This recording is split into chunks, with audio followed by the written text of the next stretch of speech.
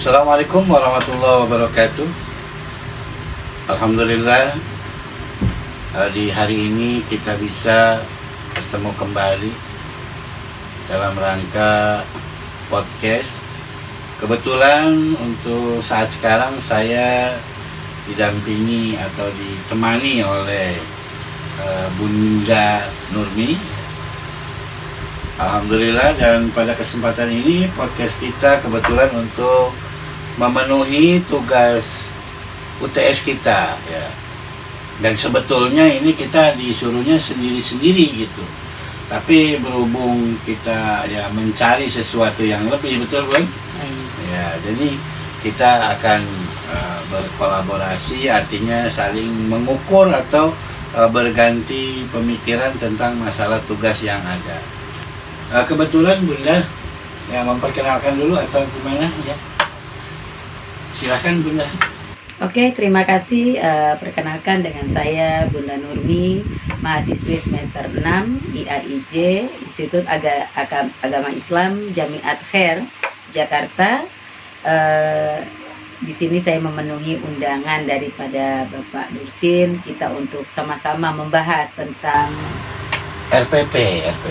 pentingnya RPP. Betul ya. Gitu. Jadi pada kesempatan ini, jadi saya ingin mengetahui gitu ya, bahwa sesungguhnya dalam RPP yaitu masih di modul atau K13 ya kan, masih pakai RPP. Kalau sekarang kan udah pakai modul aja gitu.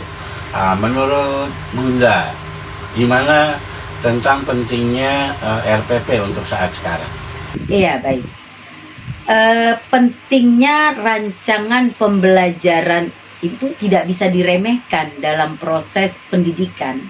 Kenapa? Karena rancangan ini berperan sebagai panduan bagi guru dalam menyampaikan materi pembelajaran dengan terstruktur. Ya, jadi dengan memiliki rancangan pembelajaran yang baik, guru dapat menentukan tujuan pembelajaran, metode pengajaran yang efektif, dan serta juga evaluasi untuk mengukur pemahaman siswa. Oh ya. Itu. Terus gimana menurut Bunda? Bisa nggak Bunda memberikan satu contoh atau inovasi seperti apa? Karena kan kita tahu ya, mapel itu banyak nih. Iya, betul. Nah, kira-kira menurut Bunda mau kasih contoh yang mana yang ada kira-kira rancangannya yang menyangkut dengan rancangan itu? Nah, baik. Contoh ya, kita bicara tentang contoh. Jadi rancangan pembelajaran, misalnya seorang guru bahasa Inggris, ya, mungkin beliau menetapkan tujuan pembelajaran untuk meningkatkan kemampuan siswa dalam berbicara di hadapan umum. Nah, jadi ini perlunya ada rancangan pembelajaran ini bagaimana meningkatkan kemampuan siswa dalam berbicara di hadapan umum, seperti itu. Nah, setelah guru akan merencanakan metode pengajaran yang efektif seperti pembelajaran kolaboratif atau permainan berperan ya, yang dapat meningkatkan kemampuan berbicara dan percaya diri. Jadi diperlukan kemampuan berbicara dan percaya diri siswa ini untuk dalam mengucapkan bahasa Inggris. Jadi sang guru sudah sudah merencanakan hal itu, seperti itu. Oh ya, jadi berarti guru tuh harus bisa merencanakan, melakukan, mengawasi dan refleksi gitu ya. Betul, betul sekali. Yang coba gimana? Terus kalau di akhir pasti kan ada refleksi, artinya kembali kepada evaluasi gitu. Nah, menurut Bunda, gimana cara evaluasi itu sendiri? Ya, kalau evaluasi untuk mengukur pemahaman siswa, misalnya kita dengan memberikan tugas presentasi individu, ya, secara individu atau juga mungkin bisa secara kelompok. Nah, dengan memperhatikan rancangan pembelajaran ini, guru dapat lebih mudah menyampaikan materi pembelajaran sehingga proses pembelajaran menjadi lebih terstruktur dan efektif. Seperti itu. Oh ya, tadi Bunda memberikan contoh tentang mapel bahasa Inggris. Iya. Nah, itu kan masih mencakup dalam arti kata hanya keberanian berbicara, Bunda ya. Baik. Nah, terus kira-kira ada nggak contoh yang masih dalam kategori masuk dalam rancangan RPP ini, mapel lain yang kira-kira membentuknya itu lebih dari hanya sekedar untuk bicara aja gitu? Baik, oke. Jadi selain daripada bahasa Inggris, kita ambil mapel yang agak sedikit sulit ya, agak sedikit sukar, yaitu kalau di sekolah-sekolah itu biasanya nih siswa-siswi itu ada satu pelajaran yang sangat ditakutkan. Wah itu, iya saya sendiri juga takut, matematika pasti. Oh betul. Baik, kita umpama mata pelajaran matematika ya. Jadi tujuan pembelajaran siswa dapat memahami konsep pecahan dan operasinya. Ini contohnya ya, memahami konsep pecahan dan operasinya. Nah, metode pengajarannya seperti apa? Guru akan menggunakan pendekatan demonstrasi dengan menyajikan contoh kasus ya yang melibatkan pecahan. Nah, serta memberikan latihan soal secara interaktif. Evaluasinya bagaimana? Nah, siswa akan dinilai melalui tugas individu yang mengharuskan mereka menyederhanakan pecahan, menjumlahkan, mengurangi, mengalihkan, dan juga membagi pecahan. Seperti itu. Jadi dengan rancangan pembelajaran ini, guru dapat membimbing siswa dalam memahami konsep matematika secara menyeluruh melalui pendekatan yang variatif dan interaktif. Seperti itu ya. Jadi siswa juga dapat mengembangkan pemahaman mereka tentang pecahan melalui latihan yang sesuai dengan tingkat pemahaman mereka. Seperti itu. Berarti ya dari jawaban-jawaban Bunda yang saya bisa tangkap bahwa seorang guru ini harus betul-betul paham dengan evaluasi berarti ya. Betul sekali. Supaya dia bisa melihat, oh ketika menggunakan mapel ini sistem evaluasi harusnya seperti ini. Iya. Harusnya betul. seperti ini. Nah, menurut Bunda, kira-kira evaluasi itu seperti apa sih dan apa aja gitu loh? Iya. Jadi ada beberapa cara yang bisa dilakukan untuk mengevaluasi pembelajaran secara efektif. Ya. Salah satunya yaitu secara tes atau ujian. Ya. Kalau misalnya kita sudah belajar dalam satu periode, itu akan dievaluasi dengan cara memberikan tes atau ujian. Nah, tes atau ujian ini merupakan salah satu cara yang paling umum, yang sering kali pasti kita lakukan, terutama di sekolah-sekolah, baik dari tingkat paling dasar sampai tingkat yang paling tinggi ya, seperti universitas ya, mahasiswa-mahasiswi gitu ya. Nah, untuk apa? Untuk mengevaluasi pemahaman siswa terhadap materi pembelajaran. Seperti itu. Nah, jadi tes ini harus terstruktur dengan baik, sesuai dengan tujuan pembelajaran dan kurikulum yang berlaku, serta harus mampu mengukur kemampuan siswa secara objektif. Seperti itu. Ya, berarti kalau boleh saya bicara ya, ketika seorang itu baru tes dan tes atau ujian ya. Jadi ada beberapa evaluasian, itu ada juga portofolio dan juga ada juga pengamatan yang dilakukan oleh guru sendiri, dan juga nanti ada namanya peer assessment gitu ya. Kalau portofolio itu adalah kumpulan pekerjaan siswa yang mencatat progres belajar selama periode tertentu. Seperti itu.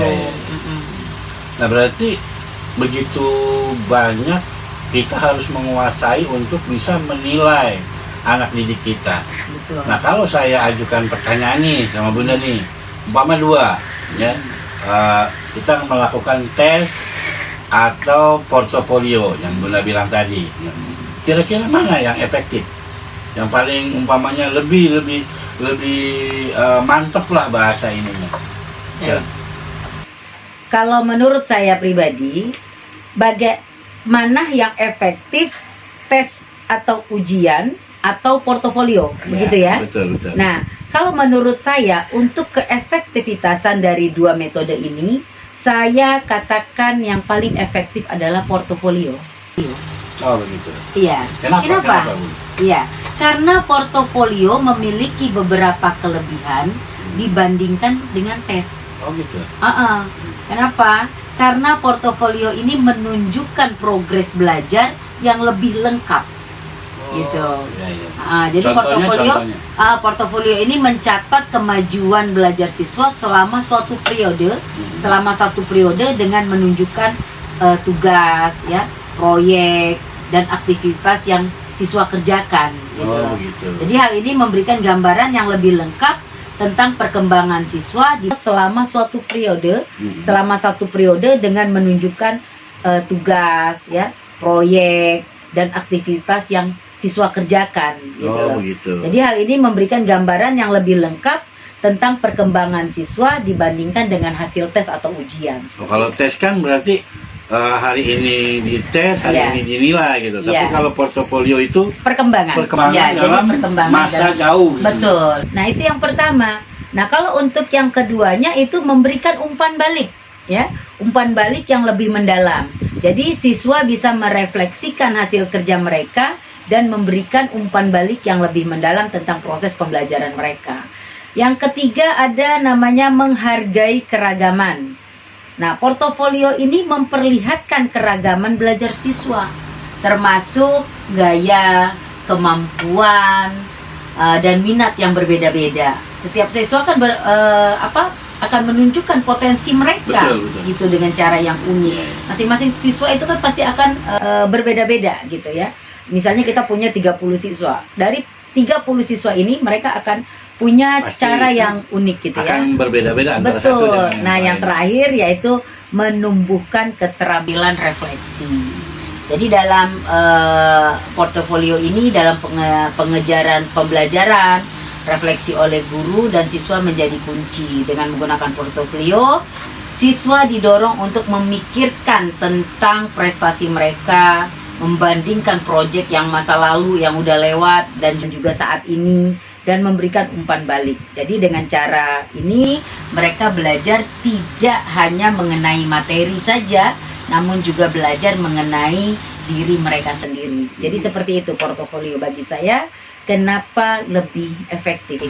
Berarti portofolio lebih efektif ketimbang tes. Betul sekali, karena dengan demikian penggunaan portofolio bisa menjadi alternatif tahap penilaian selama proses pendidikan yang membangun keterampilan lebih banyak kepada siswa.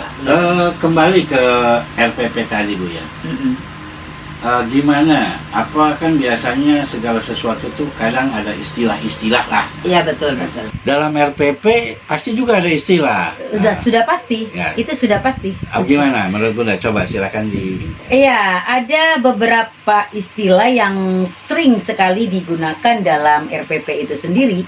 Salah satunya yaitu misalnya seperti istilah-istilahnya itu kan ada tujuan pembelajaran. Nah, tujuan betul. Deskripsi tujuan pembelajaran yang ingin dicapai melalui proses pembelajaran. Yang kedua ada juga namanya indikator pembelajaran. Yang mana informasi yang memberikan petunjuk tentang pemahaman dan kemampuan yang harus dicapai oleh siswa untuk mencapai tujuan pembelajaran. Baik. Nah, selain daripada itu banyak sekali istilah-istilah daripada RPP ini sendiri, istilah-istilah yang ada, ya, yang dalam rancangan pembelajaran. Selain daripada tujuan pembelajaran, indikator pembelajaran, ada juga namanya metode pengajaran, ya. Metode pengajaran itu pendekatan, teknik atau strategi yang digunakan dalam penyebaran pendidikan. Ada juga evaluasi pembelajaran, yaitu pelaksanaan penilaian untuk mengevaluasi kinerja siswa dalam mencapai tujuan pembelajaran. Ada materi pembelajaran, di mana topik dan informasi yang disajikan dalam proses pembelajaran, itu materi pembelajaran. Yang keenam, sumber belajar. Itu bisa bahan bacaan, ya, terus juga video, sumber daya, gitu. Yang ketujuh, kegiatan pembelajaran, tugas yang harus diselesaikan oleh siswa selama proses pembelajaran.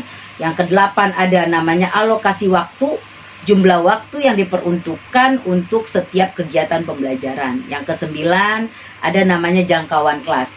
yang mana jangkauan kelas ini adalah kelompok siswa yang ditargetkan dalam proses Oh, pembelajaran. iya. Banyak ya istilah-istilah. Yang Luar terakhir biasa. ada namanya penyesuaian pembelajaran.